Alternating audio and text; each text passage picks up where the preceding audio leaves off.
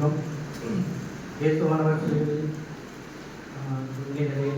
பேசின 4வது வார்த்தை மத்தேயு எழுதின சுவிசேஷம் 27ஆம் அதிகாரம் 46ஆம் வசனம்.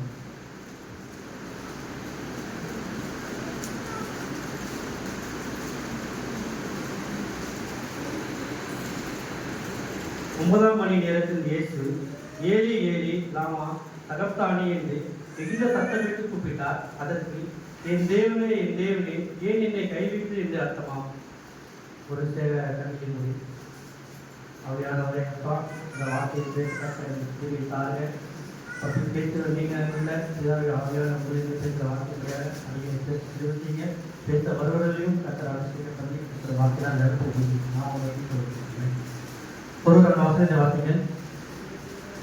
மத்தேயு 27:46. 9ஆம் மணி நேரத்தில் இயேசு ஏலி ஏலி லாமா சபக்தானி என்று மிகுந்த சத்தமிட்டு கூப்பிட்டார். அதற்கு என் தேவனே வீரனை கைவிட்டு என்று அர்த்தமாம். என்னோட எல்லாம் சேர்ந்து பேசுங்க. அப்போதான் நானும் கொஞ்சம் கொஞ்சம் நல்லா இல்லை. என் தேவனே என்ற ஒரு ஏன் அந்த வார்த்தையை சொல்றாங்க எல்லாம் யோசிச்சிருக்கீங்க. அது வரைக்கும் ஏன் அந்த தேவனே மட்டும் சொல்ற? இதுக்கு முன்னாடி முதலாவது வார்த்தை பேசும்போது என் பிதாவே இவர் மன்னியும் சொல்லி சொல்றாரு. ரெண்டாவது வார்த்தையில பாத்தீங்கன்னா கூட இருக்கிற சீசனை பார்த்து என்னோட கூட பரதேசியப்பர் அந்த வார்த்தையை சொல்றாரு. இந்த வார்த்தையை சொல்லும்போது ஏன் தேவனை மட்டும் சொன்னாது எதுக்கா நீங்க யோசிச்சு பார்த்துட்டீங்களா? சின்ன ஒரு விளக்கமான தர அது கர்த்தரை மகிமைப்படுவதாக. முன்னிருந்த வசனத்தை வாசிக்கல, 43ஆம் வசனத்தை வாசிக்கல. தன்னை தேவனுடைய குமாரன் என்று சொல்லி தேவன் மேல் நம்பிக்கையாய் இருந்தானே, அவர் இவன் மேல் பிரியமாய் இருந்தார், இப்பொழுது இவனை ரட்சிக்கட்டும் என்றார்கள். அவங்க என்ன சொல்றாங்கன்னா, அங்க இருந்து பரியாசர்களும் சரி ஆசாரிகள் மூப்பர் என்ன சொல்றாங்கன்னா, மற்றவனை ரசித்தானே தன்னைத்தானே ரசித்த இதுக்கு தானையிலேயே சொல்லி அவனை நிந்திக்க தொடங்கினாங்க. நிந்தித்தாங்கன்னா அவனை பரியாசம் பண்றாங்க. இப்போ நம்ம கூட ஆபீஸ் நேரத்தும் சரி, நம்ம வேலையை தவிர்த்து வீட்டிலே சரி, நம்மள ஒரு கஷ்டப்படுத்தி ஒரு துன்பம் ஒரு வார்த்தையை சொல்லிட்டாங்கன்னா அந்த வார்த்தையை நம்மளுக்குள்ள ரீக்காம ஓடிட்டே இருக்கும். எப்படின்னா இப்போ எங்கள் வீட்டில் திட்டாங்க, அந்த ஒரு வார்த்தையை சொல்லி பைத்தியக்காரன் சொல்லி திட்டாங்க அப்படின்னா அந்த வார்த்தையை பைத்தியக்காரன் சொல்லி திட்டாங்க சொல்லி அந்த வார்த்தை நம்மளுக்குள்ள ஓடிட்டே இருக்கும். ஸோ அந்த நேரத்தில் அவர் எவ்வளோ வார்த்தை பேசிட்டாலும் அந்த இடத்துல இருந்தவர்கள் அந்த ஆண்டவரை பார்த்து சொல்ற வார்த்தை என்னன்னா, தேவனுடைய குமாரனே ஆனால் என்று சொல்லி அந்த வார்த்தை சொல்றாரு, தேவனே என்று சொல்லி. அப்போ தேவனோட அந்த வார்த்தை அவருக்குள்ள ஓடி அப்போ சொல்ற ஒரு வார்த்தை தான் என் தேவனே ஏன் என்னை கைவிட்டுன்னு சொல்லி அந்த வார்த்தையை அவர் சொல்றாரு. அதனால மாத்திரம் அவரு ஏன் அவரை கைவிட்டார் என்ற வார்த்தையை அவர் ஏன் சொல்றாருன்னா, 9ஆம் மணி நேரத்துல பார்த்தா இருந்த நேரத்துல தேவன் பிதாவுக்கும் இருக்க இந்த உறவு கரெக்ட் சொன்ன ஒரு இடைவெளி வந்து விட்டது. எப்படின்னா இப்போ நம்ம ஒய்ஃபைல கொஞ்ச நேரத்தில் நெட்வொர்க் அங்கே தேடி பார்ப்போம். அதே மாதிரி அந்த நேரத்தில் நம்மளுக்காக சிலுவையில் அறையப்பட்டு நம்மளோட பாவங்கள் அனைத்தையும் அவர் சுமந்து நம்மளுக்காக அவர் முள்சூடிட்டதுனால நம்ம பாவத்தில் ஒரு சுமந்ததுனால அந்த நேரத்தில் பிதாவுக்கும் இவருக்கும் அந்த உறவு அறிந்ததுனால அந்த நேரத்தில் அவர் சொல்றாரு, ஏன் என்ன கைவிட்டு அப்படின்னு சொல்லி ஒரு வார்த்தையை சொல்லி அவர் பிதாவை நோக்கி அவர் கூப்பிடுறாரு. இதுல இருந்து நான் என்ன ஒரு சின்ன வார்த்தை சொல்றேன், இயேசுவானவர் சிலுவையில அறையத்துக்கு முன்ன வரைக்கும் பிதாவோட திட்டத்துல அவர் செஞ்சு நடந்த பிதாவோட திட்டத்தை அவர் வழிபாடா செஞ்சு வந்தாரு. அவர் மற்றவர்கள் மன்னிக்கவும், அவர் என்ன துன்பம் பண்ணாலும் அவர் மன்னிக்க செஞ்சாரு. கர்த்தரை யாரு கோபப்பட்டாலும் கல்லெறிந்தாலும் அவர் யாருமே ஒரு வார்த்தை கூட சொல்லவே இல்லை. ஒரு முறுப்பு இருக்கிற எதுவுமே பேசுற அவர் பிதாவோட திட்டத்தை செய்யறாங்க. ஒரு பாவம் செய்யாம அவர் சிலுவையில அறைய வந்தாங்க. நான் பார்த்த ஒரு பாட்டு மத்தேயு 7:21 பார்த்தீங்களா?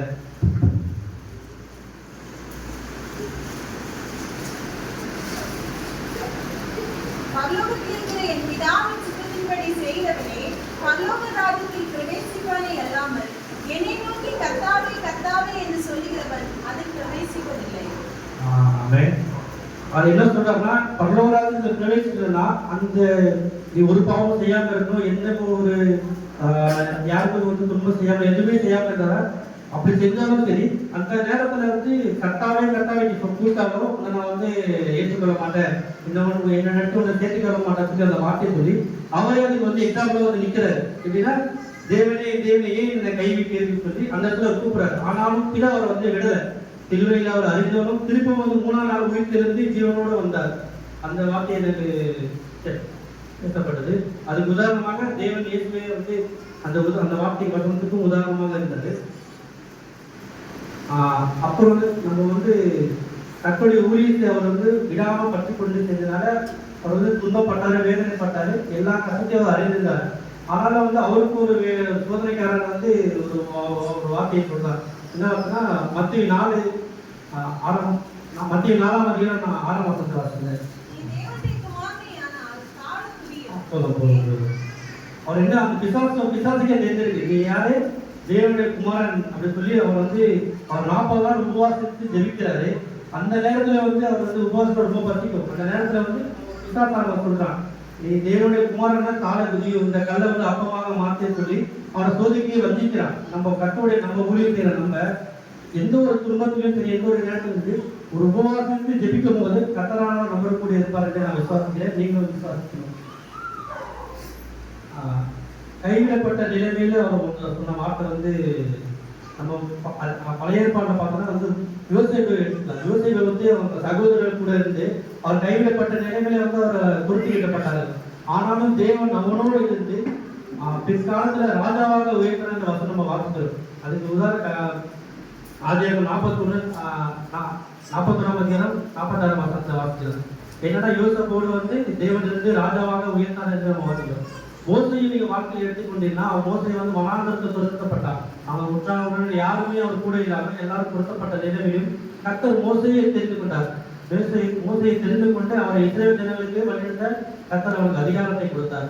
அதே போல ஊழியத்தை செய்ய நம்ம தொடங்க வந்துட்டோம் அப்படின்னா எந்த ஒரு பிரச்சனைகள் வந்தாலும் எந்த ஒரு போராட்டம் வந்தாலும் கூட இருக்க நம்ம பார்க்காதபடி தேவன் ஒருவரே மாத்திரம் நம்ம பார்த்து அவர் உயர்த்தவங்க நம்ம திரும்பி செய்யணும். ஒரு சின்ன ஒரு வார்த்தை மாற்ற சொல்லிடுறேன். நம்ம கூட இருக்கிறவங்க நம்ம தெரிஞ்சவங்க யாருக்குமே நம்ம ரகசியத்தை சொன்னாலும் அவளை வந்து நம்ம அடிமையாயிடும். ஸோ அந்த வார்த்தையை வந்து நான் அடிக்கடி சொல்லிட்டு இருப்பேன். அந்த வார்த்தையை நீங்க பற்றி கொள்ளுங்க. கர்த்தர் கூட எங்களோட இருக்கிறாரு.